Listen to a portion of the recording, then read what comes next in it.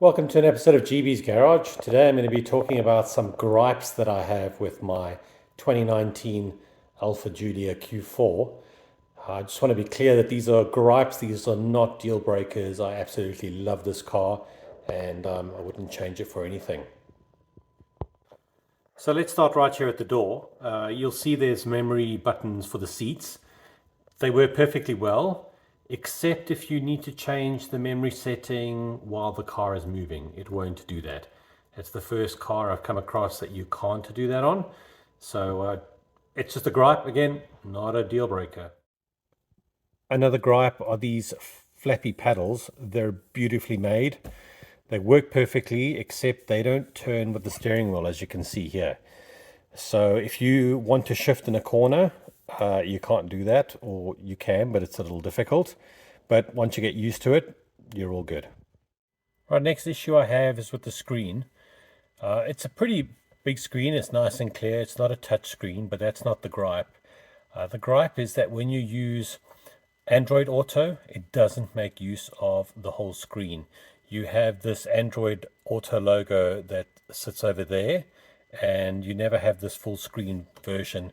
It's not the same with Apple CarPlay, that uses the entire screen, but Android Auto, it does not. I'll put a picture up for you now so you see what I'm talking about.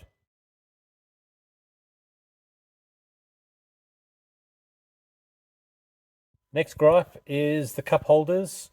They're very close to the front. I'm putting in a water bottle here, and you completely obstruct the buttons behind there for seat warming, steering warming, if you need to put the front defroster on.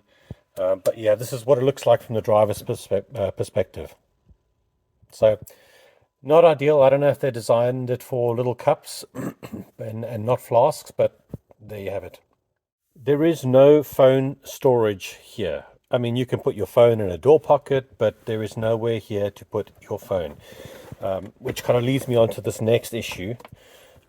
We've got a very small kind of cubby here. It's deep and really tight. Like if you want to charge your phone, so you have it plugged in and try to put it in there, you'll just be damaging the cable. So I ended up buying this tray on Amazon, and I just lay my phone across the top.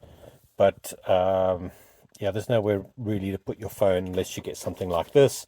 And then if you do want something from underneath, you have to move it and take it out. The next gripe I have is with some of the settings when it comes to safety or driver assistance. So in this particular one, I'm going into safety. I'm then going into forward collision warning. And you'll see there it's warning and brake, and the sensitivity is near. Now the sensitivity can be near, medium, or far, and that's fine. You set it and you leave it. The mode is warning and brake, only warning or disable. If I set it to disable, the next time I start the car, it's back to warning and brake. So defaults there, and that's quite irritating. Gripes out of the way, let's talk about some nice to haves.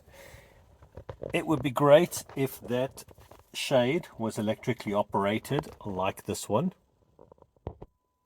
And it would be great if the trunk was self-closing, it had a button and you could self-close it. Really a nice to have, but unfortunately I don't have it. That brings me to the end of my gripes and nice to haves video. As you can see, nothing terribly serious. Just to reiterate, this is only related to models 2017 to 2019. 2020 onwards, they made some changes to the interior, and you've got you've actually got wireless charging in the car. You've got a place to put your phone. So they made some improvements. But if you're looking for a 17 to a 19 Giulia, this will relate to you. Thanks very much for watching, guys. We'll catch you next time. Bye.